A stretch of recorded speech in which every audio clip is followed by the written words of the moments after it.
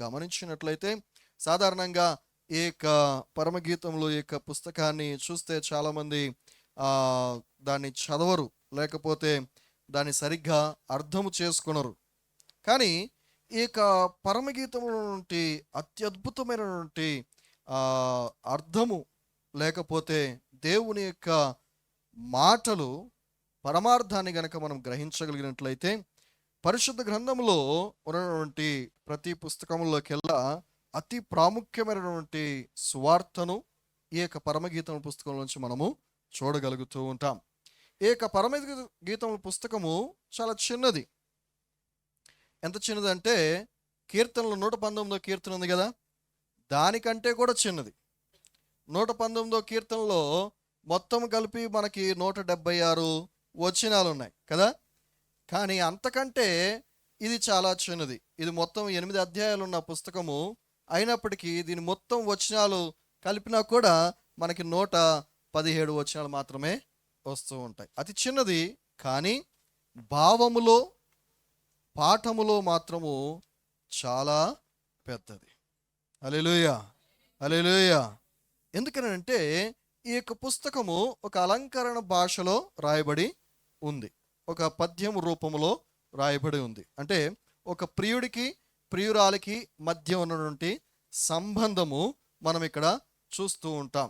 వారి ఇరువురి మధ్య సంభాషణ, వారి ఇరువురి మధ్య ఉన్నటువంటి ప్రేమను మనము చూస్తూ ఉంటాం. అయితే ఇది దేనికి సాదృశ్యంగా ఉన్నది అని అంటే దేవునికిను మనుష్యునికి, సంఘానికి కదా. అయితే మనము యెరూషలేములో ప్రతి ఏటా పస్కా పండుగలో ఈ పరమగీతముల యొక్క పుస్తకాన్ని పఠిస్తూ ఉంటారట. ఎందుకనంటే యెహోవా దేవుడు ప్రియుడు, యూదులు ఇశ్రాయేలు ప్రజలు ప్రియురాలిగా వారు చేర్చుకుని ఆ యొక్క దేవుని కొరకు వారు తమ్మును తాము దాంట్లో చేర్చుకుని దాన్ని పఠిస్తూ గ్రహిస్తూ ఉంటారు. ఇప్పుడు నేడు సంఘముగా మనమైతే యేసుక్రీస్తు ప్రభు వారిని ప్రియుడిగాను, మనము సంఘము ఏక ప్రియురాలుగాను మనము చూసుకొని మనము చదువుతూ ఉంటాం. సో వారి ఇరువురి మధ్య, దేవునికి సంఘానికి ఉన్నటువంటి మధ్య నుండి సంబంధాన్ని మనం చాలా స్పష్టంగా మనము చూస్తూ ఉంటాం.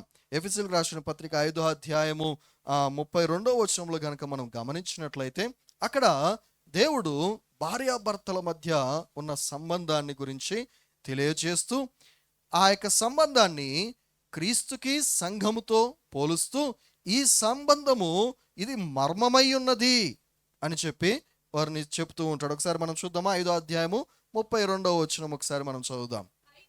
అయితే నేను క్రీస్తును గూర్చియు సంఘమును గూర్చియు చెప్పుచున్నాను, మెట్టుకు మీలో ప్రతి పురుషుడును తనను వలె తన భార్యను ప్రేమింపవలెను, వారైతే తన భర్త యందు భయం కలిగి ఉండునట్లు చూచుకొనవలెను. చదవండి ఇంకా కిందకి 31 చదవండి. 31, 32. ఈ హేతువు చేత పురుషుడు తన తండ్రిని తల్లిని విడిచి తన భార్యను హత్తుకొనును, వారిద్దరును ఏక శరీరమగుదురు, ఈ మర్మము గొప్పది. హల్లెలూయా. సరే, ఆ యొక్క భార్యాభర్తల మధ్య ఉన్నటువంటి ఆ యొక్క సంబంధము, దానిని క్రీస్తుకి సంఘముతో పోలుస్తూ ఈ మర్మము ఎంతో గొప్పది అని అంటూ ఉంటాడు. దానిని మన యొక్క జ్ఞానము చేత, మన యొక్క ఊహల చేత మనం దాన్ని అర్థము చేసుకోవడానికి ప్రయత్నించినప్పటికీ అది చాలా చిన్నదిగా ఉంటూ ఉంటుంది. ఎందుకంటే దానిలో నుండి మర్మం ఎంతో గొప్పది, మన జ్ఞానానికి మించినది ఆ యొక్క మర్మమై ఉంటుంది. కనుక ఈ యొక్క పరమగీతముల యొక్క పుస్తకాన్ని మనం చదువుతున్నప్పుడు దైవభక్తితోటి, దైవాత్మతోటి మనము దేవుని యొక్క మర్మాన్ని మనము గ్రహిస్తూ ఉన్నామనే సత్యముతోటి దీన్ని గనక చదివినప్పుడు మరి దేవుని యొక్క సహాయముతోటి కొన్ని అంశాలు మనం ఈ పుస్తకంలోంచి మనము చూడగలుగుతూ ఉంటాం. అందులో ప్రాముఖ్యమైనటువంటి అంశం ఏంటంటే మరి ఆ యొక్క ప్రియురాలని సంఘముతో పోలుస్తున్నాడు కదా. అయితే ఆ ప్రియురాలకు ఉన్నటువంటి లక్షణాలు ఒక 5 లక్షణాలు, మనము 7 లక్షణాలు ఈ యొక్క పుస్తకంలో మనం చూస్తూ ఉంటాం. కోర్స్ ఇప్పుడు నేను అవన్నీ కూడా వివరించడం లేదు, కానీ సంఘానికి మరి ప్రియురాలు సంఘంతో పోలుస్తున్నాడు కదా. సో సంఘానికి ఉండవలసినటువంటి ఈ లోకంలో ప్రస్తుతపు సంఘానికి ఉండవలసినటువంటి లక్షణాలు 7 లక్షణాలు. ఒకవేళ రాసుకోవాలంటే రాసుకోవచ్చు. మొదటి లక్షణం ఏంటంటే దేవునిని వెతుకుట. ఈ ప్రియురాలు తన ప్రియుడిని వెతుకుతూ ఉంటుంది. సో సంఘం ఎప్పుడూ కూడా ఎలా ఉండాలి అని అంటే దేవుని వెతికేదిగా ఉండాలి. సంఘం అంటే ఎవరు? నీవు, నేనే, మనమే. సో మనకు ఉండవలసిన లక్షణం ఏంటయ్యా అని అంటే ఎల్లప్పుడూ దేవుని వెతికే వారముగా ఉండాలి. రెండోదిగా మనం చూస్తే దేవుని మీద ఆనుకొనుట. దేవుని మీద ఆనుకునే వారముగా ఉండాలి. అంటే మన సపోర్ట్ ఎక్కడ ఉండాలి అంటే దేవుని మీదే ఉండాలి. అంతేగాని లోకం మీద ఉండకూడదు, ధనం మీద ఉండకూడదు, మన బంధుమిత్రుల మీద ఉండకూడదు. నీ సపోర్ట్ ఎవరమ్మా అంటే చాలాసార్లు మనం చెప్తూ ఉంటాం, మా అన్నయ్య నా సపోర్ట్ అండి కదా, మా బంధుమిత్రులు నా సపోర్ట్ అండి, వారి సహాయం లేకుండా నేను ఏమి కూడా చేయలేకపోయేవాడిని అని అంటూ ఉంటాం. కానీ నిజముగా సంఘము ఎవరిని ఆనుకోవాలి? దేవుని ఆనుకోవాలి. దేవుని మీదే ఆనుకొని ఉండాలి. మూడవదిగా మనం గమనించినట్లయితే సంపూర్ణమైన సమర్పణ జీవితము కలిగి ఉండాలి. సంఘానికి ఉండవలసినటువంటి మూడో లక్షణం ఏంటి? సంపూర్ణమైన సమర్పణ జీవితము. సగం సగం కాదు. ఒక భార్య భర్తకు సంపూర్ణముగా సమర్పించుకున్నదై ఉండాలి కదా. సో సంఘము అదే రీతిగా దేవునికి సంపూర్ణముగా సమర్పించుకునేదై ఉండాలి. నేటి దినాల్లో మరి అనేక మంది బాప్తీసం తీసుకుంటున్నారు, కానీ రక్షణ అనేది ఉండటం లేదు. బాప్తీస్మమే రక్షణ అనుకుంటూ ఉన్నారు చాలామంది కదా. బాప్తీస్మం అనేది నువ్వు పొందిన రక్షణకు ఒక సూచన లాంటిది కదా. కానీ అనేక మంది ఈ యొక్క బాప్తీస్మము తీసుకుంటూ ఉన్నారు పేరు కోసమో, లేకపోతే సంఘంలో ఉన్న అందరి గురించి గుర్తింపు కోసమో, పెళ్ళిళ్ళ గురించో. అది సంపూర్ణమైన సమర్పణ జీవితము కాదు కదా. వారి యొక్క సమర్పణ లేకుండానే సగం సగం పైకి మాత్రము సమర్పించుకున్నట్లుగా కనిపించబడుతూ ఉన్నారు. కానీ లోపల హృదయం అంతా కూడా సమర్పణ జీవితము లేనిదిగా ఉంటూ ఉన్నది. ఇక నాలుగోది కనుక మనం గమనించినట్లయితే యథార్థత కదా. సంఘము దేవుని ఎదుట యథార్థముగా ఉండాలి. భార్య భర్త ఎదుట యథార్థముగా ఉండాలి. మనము దేవుని ఎదుట యథార్థముగా ఉండాలి. ఎందుకంటే మనం ఆయన దగ్గర ఏది కూడా దాయలేము.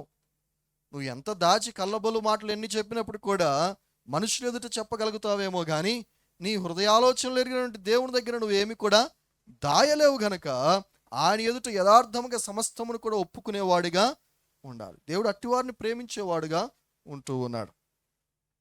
ఐదవది మనం గమనించినట్లయితే ఆనందభరితులమై ఆయన సన్నిధిలో మనం కూర్చునే వారముగా ఉండాలి. ఇప్పుడు చదవబడిన మాట ఏదైతుందో అదే ఆ యొక్క 5వ లక్షణం. అంటే ఎల్లప్పుడూ ఆయన సన్నిధిలో ఆయన పాదాల చెంత కూర్చోవడము, సంతోషముగా ఆయన పాదాల చెంత కూర్చునే వారముగా ఉండాలి. హల్లెలూయా, హల్లెలూయా.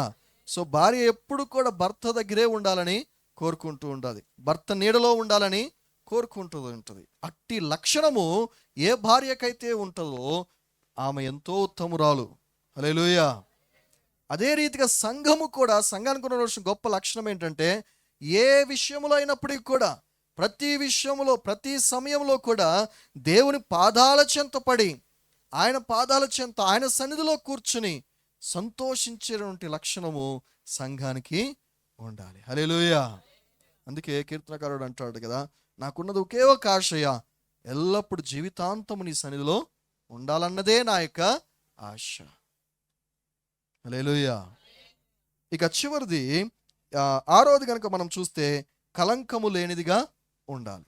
ఏ మచ్చైనను కలంకము డాగైనను లేనిదై ఉండాలి కదా. ప్రియుడికి ప్రియురాలు ఆ రీతిగా ఉండటము ఇష్టము, దేవునికి సంఘము ఆ రీతిగా ఉండటము ఇష్టము. మనలో ఏ మచ్చైనను డాగైనను లేనిదిగా ఆయన వాక్యము చేత, ఉతక స్నానము చేత దాన్ని కడిగి వేసినటువంటి దేవుడు కనుక ఆ రీతి కడుక్కునే వారముగా ఎల్లప్పుడు కూడా మనము ఉండాలి. 7వదిగా చివరిదిగా మనం చూస్తే ప్రియుడి రాకడ కొరకు ఎదురు చూసేదిగా ఉండాలి. ఆయన కొరకు ఎదురు చూసేదిగా ఉండాలి. సో సంఘానికి ఉండవలసిన 7 లక్షణాలు ఈ పరమగీతం పుస్తకంలోంచి మనము చూడగలుగుతూ ఉంటాం. అయితే ఇప్పుడు సమయం ఉన్నప్పుడు మనం ఈ 7 లక్షణాల గురించి మనము ధ్యానము చేసుకుందాం. అయితే ఈ దినమందు మరి 7 లక్షణాలలోంచి ఒక లక్షణాన్ని నేను జ్ఞాపకం చేయాలని ఆశపడుతూ ఉన్నాను. ఏంటి ఆ యొక్క లక్షణం అంటే, మనం చదవబడిన లేఖన భాగం చూస్తూ ఉన్నాం. 2వ అధ్యాయము 3వ వచనంలో మనం చూస్తూ ఉన్నాం, అడవి వృక్షములలో జల్దరు వృక్షము ఎట్లున్నదో పురుషులలో నా ప్రియుడు అట్లున్నాడు. ఆనందభరితునై నేను అతని నీడను కూర్చుంటుని, అతని ఫలము నా జిహ్వకు మధురము. హల్లెలూయా.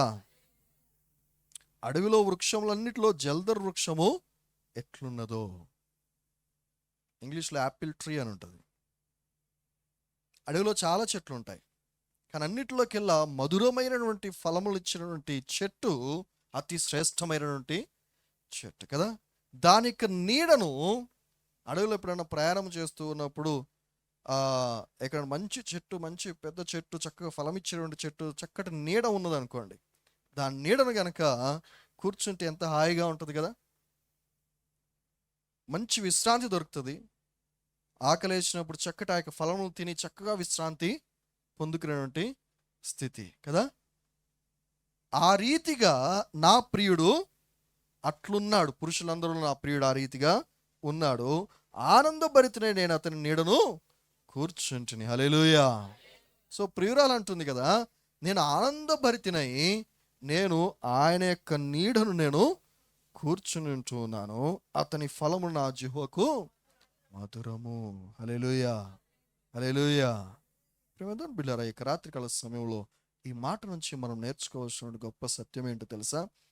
మనము ఎప్పుడైతే ఆ యొక్క ప్రియుని యొక్క పాదాల చెంత మనము చేరి ఆయన పాదాల చెంత మనం గనక కూర్చోగలిగితే, ఆయన పాదాలు పట్టుకొని గనక ఆయన నీడలో ఆయన సన్నిధిలో గనక మనము కూర్చొనగలిగితే అది ఎంతో సంతోషాన్ని ఇస్తుంది.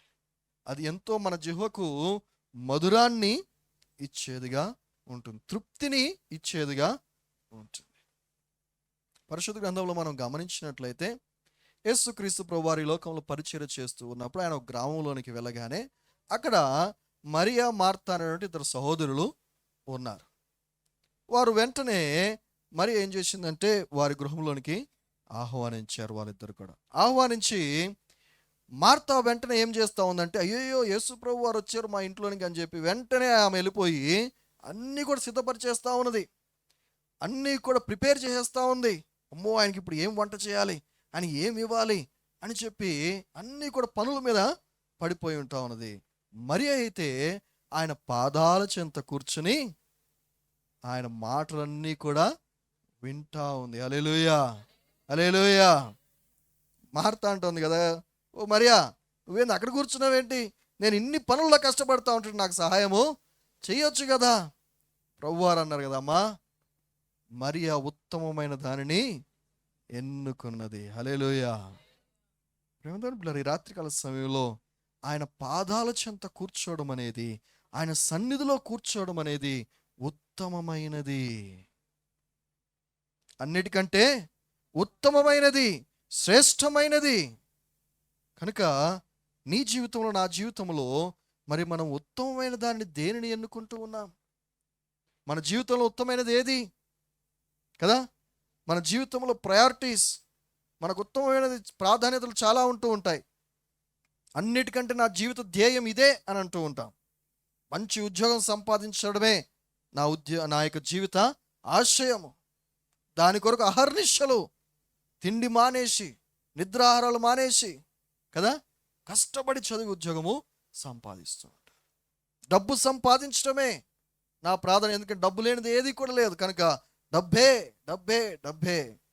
అది ఏదైనా చేసి కష్టపడి ఏది చేసినా అది నేను సంపాదించాలి. నా పిల్లలే నా ప్రాధాన్యం, వాళ్ళు లేకుండా నేను బ్రతకలేను అంటూ ఉంటారు కదా. నా ఇల్లు, నా ఆస్తి, అవే ప్రయారిటీస్. కానీ ప్రేమేందో బిళ్ళరా, నీ జీవితంలో ఉత్తమమైనది ఏదైనా ఉన్నదా అని అంటే దేవుడు సెలవిస్తూ ఉన్నాడు. అది ఏంటనంటే దేవునికి సన్నిధిలో ఆయన పాదాలు చెంత ఉండటమే ఉత్తమమైనది. హల్లెలూయా. మరి మన జీవితంలో మనం దేనిని ఎన్నుకున్నాం? మనం ఎన్నుకున్నవి నిజంగా ఉత్తమమైనవేనా,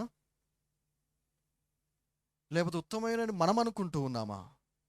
దేవుని వాక్యం చూస్తే గనక ఉత్తమమైనది కేవలం దేవుని పాదాల చెంత కూర్చోవడమే అని దేవుని వాక్యము సెలవిస్తూ ఉన్నది. ఆయన నీడను విశ్రమించడమే ఉత్తమమైనది అని మనం చూస్తూ ఉన్నాం.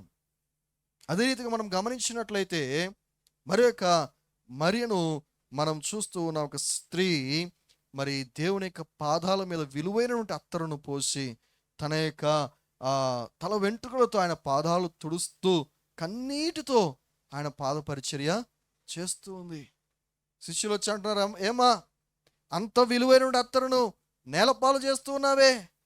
నీకు నిజముగా అంత భక్తి కనుక ఉంటే, నీకు నిజముగా దేవుని మీద అంత ప్రేమే ఉంటే, నువ్వు ఆ యొక్క అత్తరును అమ్మినా కానీ ఎంతో డబ్బు వచ్చే, దానితో నువ్వు ఏదైనా చేసి ఉండొచ్చు కదా. కానీ దేవుడు అంటూ ఉన్నాడు, మీరు దానికోసం ఆలోచన చేస్తున్నారు, కానీ ఆమె సమస్త విలువనంతటిని కూడా తీసుకువచ్చి దేవుని పాదాల మీద పోసేసింది. ఎందుకంటే ఆమె తమ పాపములు కడుక్కొనటానికి అంతకంటే ఇంకేమి కూడా ఆమెకు అర్థం కాలేదు. ఆమె దగ్గర ఉన్న విలువైనది అదే, ఆ యొక్క అత్తరే. దాన్ని తీసుకువచ్చి సమస్తం కూడా యేసు పాదాల మీద పోసి ఆమె కన్నీటితో ఆమె హృదయాన్ని అంతటిని కూడా ధారపోసి యేసు పాదాలను కడుగుతూ ఉన్నది. దేవుడు అంటున్నాడమ్మా, నీ పాపాలు క్షమింపబడ్డాయి. హల్లెలూయా, హల్లెలూయా. ప్రియమైన బిడ్డలారా, ఆయన నీడను విశ్రమించడం అంటే మన పాపములు కడుక్కొనటమే. హల్లెలూయా, హల్లెలూయా. అంత మాత్రమే కాదు కానీ యాయీరు సమాజపు అధికారి, ఒక అధికార స్థానంలో ఉన్న వ్యక్తి వచ్చి యేసు పాదాల మీద పడిపోతున్నాడు. అయ్యా, నా యొక్క కుమార్తె చావు బతుకుల్లో ఉంటున్నది, నీవు మాత్రమే కాపాడగలుగుతావు, నీవు మాత్రమే రక్షించగలుగుతావు, దయచేసి నువ్వు నా కుమార్తెను రక్షించు, కాపాడు, నువ్వు రావాలయ్యా, ఒక్క మాటైనా నువ్వు సెలవిచ్చు ప్రభువా. ఆయన పాదాల మీద పడి వేడుకున్నప్పుడు యేసుక్రీస్తు ప్రభువారు ఆ యొక్క కుమార్తెను, చనిపోయిన కుమార్తెను తిరిగి లేవనెత్తికినట్లుగా మనము చూస్తూ ఉన్నాం. హల్లెలూయా. ఈ రీతిగా చెప్పుకుంటూ పోతే ఎన్నో ఉదాహరణలు పరిశుద్ధ గ్రంథంలో మనము చూడగలుగుతూ ఉంటాం. అన్నిటికంటే మించి మనం ప్రకటన గ్రంథ ధ్యానాలు చేస్తున్నాం కదా. పద్మాసు ద్వీపంలో మరి భక్తుడైన యోహాను ఎప్పుడైతే ఆయన యొక్క రూపము, యేసుక్రీస్తు యొక్క రూపము చూశాడో వెంటనే చచ్చిన వాని వలె ఆయన పాదాల మీద పడిపోయాడంట. ప్రకటన గ్రంథము మనం గమనించినట్లయితే మనం చూడవచ్చు, ఆ యొక్క ప్రకటన గ్రంథంలో చివరి మొదటి అధ్యాయము ఆ చివరి వచనాల్లో కనుక మనం గమనించినట్లయితే అక్కడ మనం చూస్తూ ఉంటాము, ఆయన పాదాల మీద చచ్చిన వాని వలె పడి ఉన్నాడంట. ప్రియమైన బిడ్డలారా, ఈ రాత్రికాల సమయంలో ఒకసారి మనం జ్ఞాపకం చేసుకుందాం, మనము ఎక్కడ, ఏ నీడలో మనం విశ్రమిస్తూ ఉన్నాము, ఎవరి దగ్గర, ఎవరి పాదాల దగ్గర మనం కూర్చుంటూ ఉన్నాము. ప్రియమైన బిడ్డలారా, మనం గమనించినట్లయితే రూతు ఎప్పుడైతే మరి తన యొక్క అత్తతో పాటు తిరిగి వచ్చి నీ దేశమే నా దేశము, నీ దేవుడే నా దేవుడు అని చెప్పి తిరిగి ఆ యొక్క ప్రదేశానికి వచ్చిందో, మరి అక్కడ ఏమీ కూడా లేదు, ఆమెకు తినటానికి తిండి లేదు, ఏమీ కూడా లేదు. మరి దూర బంధువు అయినటువంటి ఆ యొక్క బోయాజుకు చక్కటి ఆస్తి ఉన్నది, పొలము ఉన్నది. మరి దానిలోనికి వెళ్ళి పనిచేసి ఏదైనా కొంతైనాగా నా కింద పడినటువంటి పరిగా ఏరుకుని రాగలుగుతానని చెప్పి ఆమె వెళ్ళి ఏరుకుంటూ ఉన్నప్పుడు ఆ యొక్క అత్త చెప్పిన మాట ప్రకారము ఏరుకున్న తర్వాత ఆ యొక్క బోయాజు యొక్క పాదాల చెంత ఆమె కూర్చుని ఆమె గోజాడినప్పుడు, ప్రియమైన దేవుని బిడ్డలారా, ఒక దాసురాలిగా ఆయన పాదాల చెంత మోకరిల్లింది. కానీ బోయాజు ఆమె పక్షమున నిలవబడి ఆ యొక్క సమస్త ఆస్తికి యజమానురాలుగా ఆమెను చేసేసాడు. హల్లెలూయా, హల్లెలూయా. ప్రేమదేవుని బిడ్డారా, ఒకవేళ ఆమె ఆ యొక్క పరిగె మాత్రమే ఏరుకుంటూ కూర్చుంటే మహా అయితే కొన్ని కొంచెంలు ఏరుకోవచ్చు కదా. కానీ ఎప్పుడైతే యజమానుని యొక్క పాదాల చెంత ఆమె పడిందో, ఆమె దాస్తురాల దగ్గర నుంచి యజమానురాలుగా అయిపోయింది. ప్రేమదేవుని బిడ్డారా, మన జీవితం కూడా చాలాసార్లు ఆ రీతిగానే ఉంటుంది. మనం యజమానుడి యొక్క పాదాల చెంత పడటము, ఆయన పాదాల చెంత ఆయన సన్నిధిలో కూర్చోవడం మానివేసి మనం ఈ లోకం అనే పొలంలో మనం పరిగెరుకుంటా కూర్చుంటాం కదా. ఇక్కడిక్కడ మన జ్ఞానంతో ఇది మనం సమకూర్చుకుందామని మనం ప్రయత్నము చేస్తూ ఉంటాం. ఎంత సమకూర్చుకుంటే ఏం లాభం? నీ జీవితకాలం అంతా కూర్చుకున్నప్పటికీ మహా అయితే ఎంత కూర్చుకోగలుగుతావు కదా. కానీ నువ్వు ఎంత కూర్చుకున్నప్పటికీ అది ఈ లోకంలోనే చివరికి నువ్వు అది వదిలిపెట్టి వెళ్ళిపోవలసిందే. కానీ దేవుని పాదాల చెంత గనక నువ్వు కూర్చోగలిగితే, ఆయన సన్నిధిలో గనక నువ్వు కూర్చోగలిగితే, విశ్రమించగలిగితే, ఆయన యొక్క బిడ్డగా, ఆయన స్వాస్థ్యముగా, ఆయనకున్న సమస్తమైనటువంటి అధికారముకు, ఆయనకున్న సమస్తమైనటువంటి ఆస్తికి వారసుడువుగా దేవుడు నిన్ను తీరుస్తూ ఉన్నాడు. హల్లెలూయా, హల్లెలూయా. ఎంత గొప్ప భాగ్యము కదండి. చాలాసార్లు మనం ఇదే తప్పిదం మనము చేస్తూ ఉంటాం. సో అందుకే ఇక్కడ మనం గమనించినట్లయితే చక్కటి మాట మనం చూస్తున్నాం కదా. ఏమంటున్నాడు? ఆనందభరితుడై నేను అతని నీడను కూర్చుంటుని, అతని ఫలము నా జిహ్వకు మధురం. హల్లెలూయా. ఎందుకని మనం దేవుని సన్నిధిలో మాత్రమే మనం కూర్చుంటే అంత ఆనందం, అంత సంతోషం మనకు వస్తుంది? చాలామంది దేవుడిని నమ్మని వాళ్ళు ఉన్నారు కదా. దేవుడు అంటే ఒక ఏమంటాం, మూఢనమ్మకం అది. ఎందుకు పనికిరాని వాళ్ళు మాట్లాడే మాటలు అవి. దేవుడిని ఎవరైనా చూశారా, చేశారా?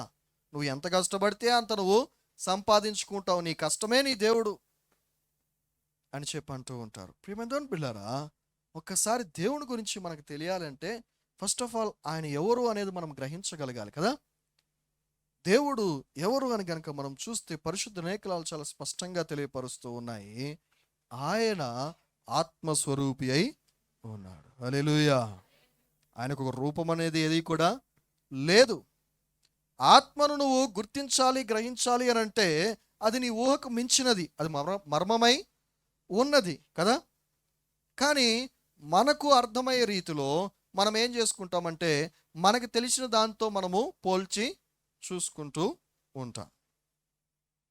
ఇప్పుడు వేరే రాష్ట్రంలో ఎక్కడైనా ఏదైనా వంటకం ఒకటి ఉందనుకోండి, అది ఇప్పుడు నేను వేరే ప్రాంతానికి వెళ్ళి అక్కడ నేను పొంగల్ కానీ లేకపోతే ఏదైనా నేను తినొచ్చాను అనుకోండి, అది మీకు చెప్పాలంటే మీకు తెలియనప్పుడు నేనేం చేస్తూ ఉంటాను, మీకు అర్థమైనది మీకు తెలిసిన దాంతో పోల్చి నేను చెప్తూ ఉంటాను. ఇదిగో ఈ రీతిగా ఉంటుంది అని నేను చెప్పినప్పుడు మీకు కొంతవరకు అర్థమవుతుంది. కానీ అదేనా అంటే అది కాదు. కేవలం మనకు అర్థం అవటం కోసం మనం దాంతో పోల్చి చూసుకుంటూ ఉంటాం. అదే రీతిగా దేవుని గురించి మనం అర్థం చేసుకోవాలంటే మనము నేరుగా ఆయనని ఇంతవరకు చూడలేదు, ఆయన కలుసుకొనలేదు కనుక అది మనకు పూర్తిగా అర్థము కాదు. కానీ మనము మనకు తెలిసిన దాంతో పోల్చి మనము చూసుకుంటూ, అందుకోసమే దేవుడు ఏం చేశాడంటే నరవతారిగా ఈ భూలోకానికి దిగి వచ్చి నీకు అర్థమయ్యే భాషలో నీవు నీతోటి మనిషిని నువ్వు చూడగలుగుతావు, నీతోటి మనిషి చెప్తే నువ్వు అర్థం చేసుకోగలుగుతావు గనక మానవ రూపంలో నీ యొద్దకు వచ్చి పరలోక రాజ్యము గురించి, నీకు కావాల్సిన రక్షణ గురించి ఆయన పూర్తిగా వివరించి, ఆయన మన కొరకు ఆ యొక్క శిలువలో మరణించి ఆ యొక్క చిందింపబడిన పరిశుద్ధ రక్తము చేత మన పాప విమోచన క్రయధనముగా తను అర్పించుకుని పునరుద్ధానుడై తిరిగి పరలోకానికి ఏతించున్నాడు. హల్లెలూయా, హల్లెలూయా. కనుక ఆ దేవుడు ఆత్మస్వరూపి అయి ఉంటున్నాడు. యోహాను సువార్తలో మనం చూస్తూ ఉన్నాం, ఆయన ఆత్మ గనుక మనం ఆయనను ఆరాధించువారు ఆత్మతోనూ సత్యముతోనూ ఆయన ఆరాధించవలెను. హల్లెలూయా. ఆయన యొక్క గుణలక్షణాలు కనుక మనం గమనించినట్లయితే 2 మాటల్లో మనము చెప్పుకోవచ్చండి. ఆయన మహోన్నతుడు, ఆయన మంచివాడు. మహోన్నతుడు అంటే దాంట్లో చాలా ఉన్నాయి. ఆయన మహోన్నతుడు అని అంటే ఆయన నిత్యుడు, అంటే ఆయనకి ఏ లిమిట్ అనేది లేదు, అనంతుడు ఆయన. మనం దాన్ని ఒక మెజర్ చేయలేము, కొలత మనం ఏది కూడా వేయలేము ఆయన గురించి. ఆయన ఎక్కడైనా ఉండగలిగినటువంటి వాడు కదా, ఆయన ఏ ప్రాంతంలో అయినా ఉండగలిగినటువంటి వాడు, ఆయన ఏదైనా చూడగలిగినటువంటి వాడు, ఏదైనా చేయగలిగినటువంటి వాడు. ఆయనకి ఎంత అధికారం ఉన్నది మనం చెప్పలేం. ఆయన ఎక్కడున్నాడు మనం చెప్పలేం. మన కొలత అనేది వేయలేము ఆయనకున్నటువంటి ఆయన యొక్క శక్తికి. హల్లెలూయా.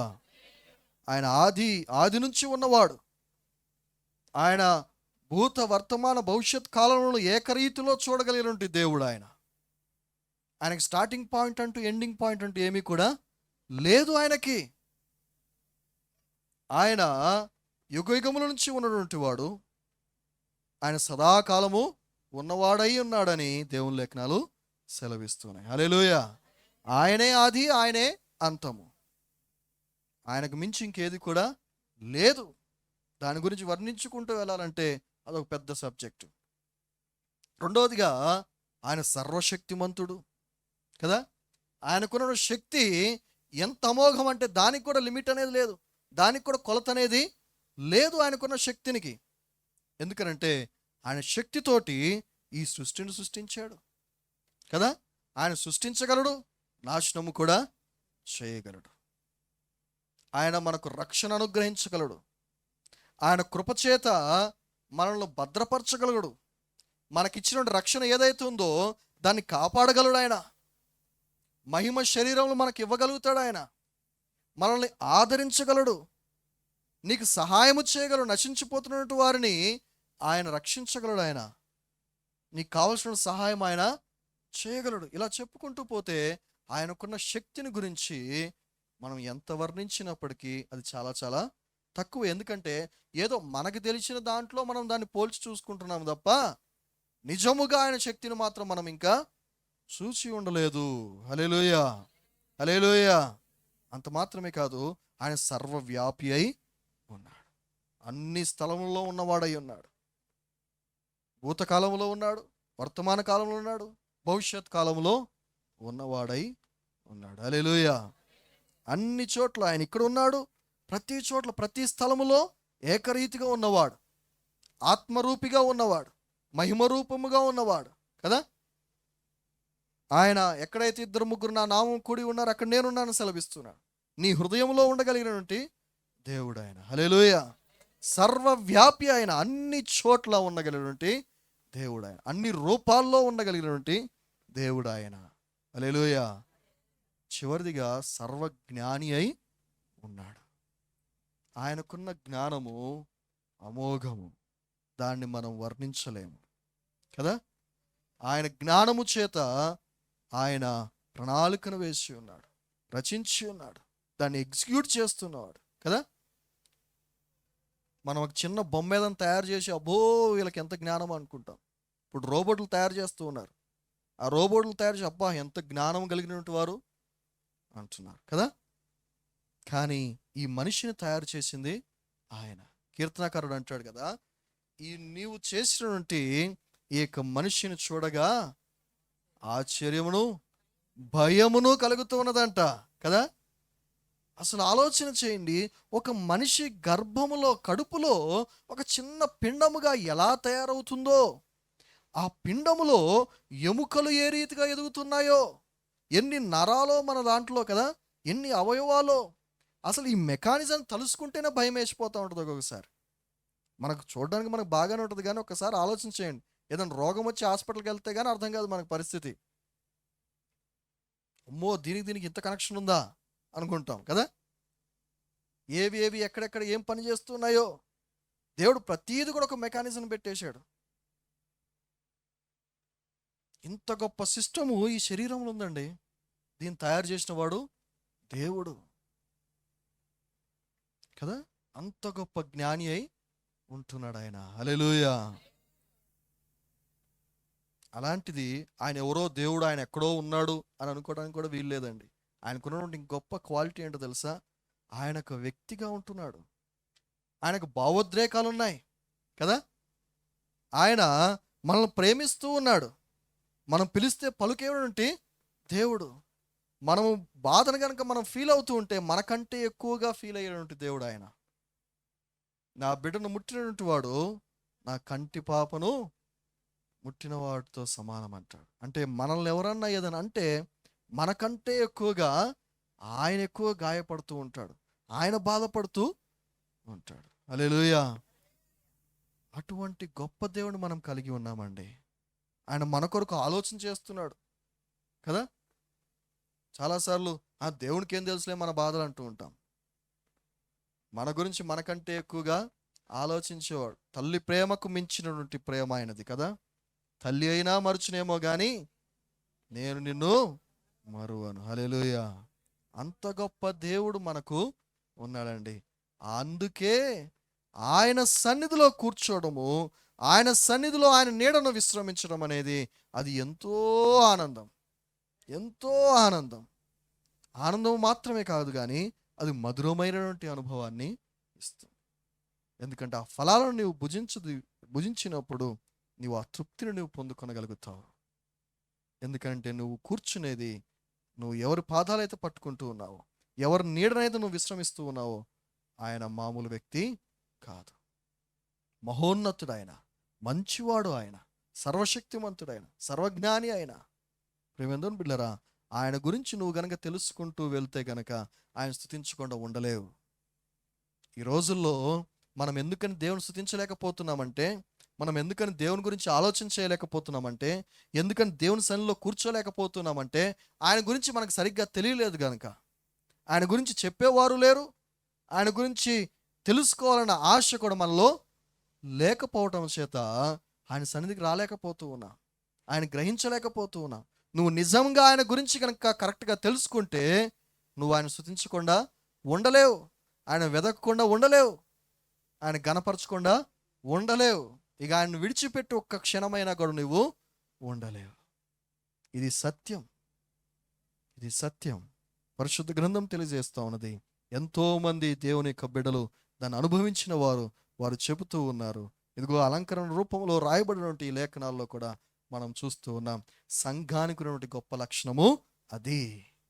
కనుక ఈ రాత్రికాల సమయంలో సంఘముగా చేరిన మనందరము కూడా మరి కుటుంబముతో కూడా కలిసి మరి మనకు జీవితంలో ఎన్ని పరిస్థితులైనప్పటికీ, ఎన్ని శ్రమలైనప్పటికీ, అవి ఏమైనప్పటికీ మనకు అవి సర్ప్రైజింగ్గా ఉండవచ్చేమో కానీ మనం సృష్టించిన దేవుడు, మన జీవితాన్ని ఒక ప్రణాళిక రూపొందించినటువంటి దేవుడు, మనకంటే బాగుగా తెలిసినవాడు ఆయన.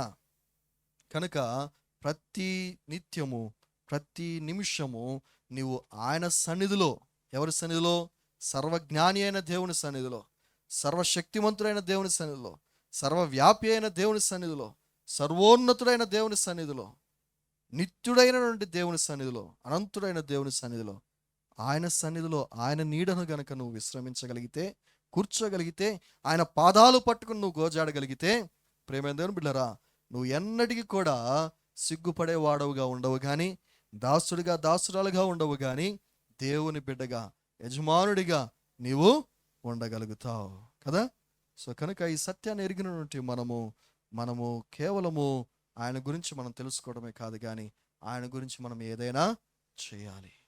సో ఎప్పుడైతే ఆయన గురించి మనం తెలుసుకుంటూ ఉంటామో మనము ఆయన సన్నిధిలో ఆయన పాదాలు పట్టుకుని ఆయన కొనియాడకుండా మనము ఉండలేము. సో ప్రతిరోజు దేవుడిచ్చిన జీవితముతో, ఈ యొక్క బలముతో, ఈ శక్తితో, ఈ మనస్సుతో, ఈ యొక్క జీవితముతో దినదినము మనము ఆయన కొనియాడాలి, ఆయన గణపరచాలి. అది ఏ రూపంలో అయినా ఉండవచ్చు. నీ ప్రవర్తన రూపంలో ప్రతిరోజు ఉదయం లేచిన దగ్గర నుంచి నేను ఈరోజు దేవుడిని ఏ రీతిగా గణపరచాలి, నేను దేవుడిని ఏ రీతిగా మహింపరచాలి. ఒక పని ద్వారా నేను మహింపరచవచ్చా? ఒక సాక్ష్యాన్ని ప్రకటించడం ద్వారా మహింపరచవచ్చా? ఇదిగో ఒక ఆత్మను రక్షించడం ద్వారానా? ఒక ఆత్మకు సువార్త ప్రకటించడం ద్వారానా? లేకపోతే సేవలో ఏదైనా సహకరించడం ద్వారానా? లేకపోతే దేవుని కొరకు, ఆయన రాజ్య వ్యాప్తులు, రాజ్య కట్టడము కొరకు నేను నా వంతు కృషి ఏదో ఒక రూపంలో ఆయన మహింపరచుట, ఆయన స్తుతించుట, అది చేయకుండా నేను ఉండలేనంట. ఎందుకనంటే ఆయన యొద్ద నుంచి మనం అనేకమైన మేలులు మనము పొందుకొని ఉంటూ ఉన్నాం. చేయగలిగేవాడు ఆయన మాత్రమే. హల్లెలూయా. కనుక అట్టి కృప దేవుడు మనందరికి కూడా దయచేయనుగాక. అందరు కూడా తలలు వంచి కళ్ళు మూసుకున్నట్లయితే ప్రార్థన చేసుకుందాం. ఒకసారి మనం జ్ఞాపకం చేసుకుందాం. మరి ఇట్టి లక్షణము నిజముగా మనం కలిగి ఉన్నామా? దేవుడు సెలవిస్తూ ఉన్నాడు, మరి సంఘానికి అనగా ఆయన బిడ్డకు ఉండవలసినటువంటి ఆ 7 లక్షణాలలో ఈ యొక్క అతి ప్రాముఖ్యమైన లక్షణము ఆయన పాదాల చెంత, ఆయన సన్నిధిలో కూర్చోవడము, ఆయన యొక్క నీడను విశ్రమించడమే. అది ఆనందముతో ఆయన సన్నిధిలో కూర్చోవడం, ఆయన యొక్క ఫలములను భుజించటం. మరి అట్టి స్థితి మనకున్నదా? అట్టి ఆలోచన మనకున్నదా? ఒకసారి మనం ఆలోచన చేద్దాం, ప్రార్థన చేద్దాం, దేవుణ్ణి అడుగుదాం. అట్టి లక్షణాన్ని మనము మన జీవితంలో కలిగి ఉందాం. తద్వారా ఇదిగో ఆయన యొక్క శక్తికి, ఆయన యొక్క సన్నిధికి, ఆయన రాజ్యమునకు వారసులారిగా మనం తీర్చబడదాం. మహాపరిశుద్ధుడు, మహోన్నతుడు, మహాగణుడు, మా ప్రియ పరలోక మా తండ్రి, మీ ఘనమైన శ్రేష్టమైన నామకు లెక్కైన వందనాలు, స్తోత్రాలు తెలియజేస్తూ ఉన్నా ప్రభా. మరొకసారి మీ పాల్చందుకు వస్తూ ఉన్నాము నాయన. ఆయన ఎదుగో తండ్రి ప్రభా, నీకు సన్నిధిలో మేము తండ్రి ఈ రీతిగా సంఘమును ఉండవలసినటువంటి అత్యంత ప్రాముఖ్యమైన లక్షణాన్ని మేము నేర్చుకుంటూ ఉన్నాం. ఆనందభరితులమై నీ సన్నిధిలో, నీ పాదాల చెంత, ప్రార్థనా సన్నిధిలో ప్రార్థనాపూర్వకముగా ప్రభా నీ పాదాల చెంత కూర్చోవడమే. అటువంటి స్థితి మాకు దయచేయండి. ఎందుకనంటే నీవు గొప్ప దేవుడవు తండ్రి, మహోన్నతుడవు నాయన, మంచివాడవు తండ్రి, సర్వశక్తిమంతుడవు నాయన, సర్వోన్నతుడవు నాయన, సర్వజ్ఞానివి ప్రభా, సర్వాంతర్యామివి నాయన, నిత్యుడవు తండ్రి ప్రభా. ఇంత గొప్ప దేవుడవు నీవు నాయన. ఇంతకంటే గొప్పవారు ఇంకెవరు కూడా లేరు నాయన. ఇంతకంటే మంచివారు ఇంకెవరు లేరు ప్రభా. ఇంతకంటే శక్తిమంతులు ఇంకెవరు లేరు ప్రభా. నిన్ను వదిలిపెట్టి మేము ఎక్కడెక్కడో ఈ లోకములో మేము పరిగి ఏరుకుంటే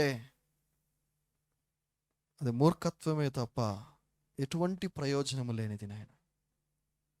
కనుక జ్ఞానము కలిగిన వారమై, సత్యాన్ని వెదికే వారముగా, సత్య దేవుడు అయినటువంటి నీ పాదాల చెంత మేము విశ్రమించే వారముగా, మిమ్ములను ఆనుకొని ప్రభా సంపూర్ణమైన సమర్పణ జీవితముతో మిమ్మల్ని వెతికే వారముగా, నేను మీ మీద ఆధారపడే వారముగా, నీ కొరకు ఎదురు చూసే వారముగా ప్రభా, నీ సన్నిధిలో యథార్థముగా ఉండే వారముగా నాయన, ప్రతి విషయము కొన్ని యొద్ద ఒప్పుకొని మచ్చైనను, డాగైనను, కలంకమైనను లేని వారముగా మమ్మల్ని మేము ఎప్పటికప్పుడు ప్రభు మా పాపాలు ఒప్పుకొని తండ్రి మీ సన్నిధిలో పశ్చాత్తాపడుతూ నాయన మమ్మల్ని మేము శుద్ధీకరించుకుంటూ మిమ్మల్ని మహింపరిచే భాగ్యం మాకు దయచేయం అడుగుతూ ఉన్నా ప్రభా. ఇదిగో తండ్రి నీ పాదాల చెంత ఇదిగో తండ్రి చేరి వస్తున్న ప్రతి బిడ్డను మీరు జ్ఞాపకము చేసుకునండి ప్రభా. ఇదిగో తండ్రి నూతన జీవితాన్ని దయచేయం అడుగుతూ ఉన్నా,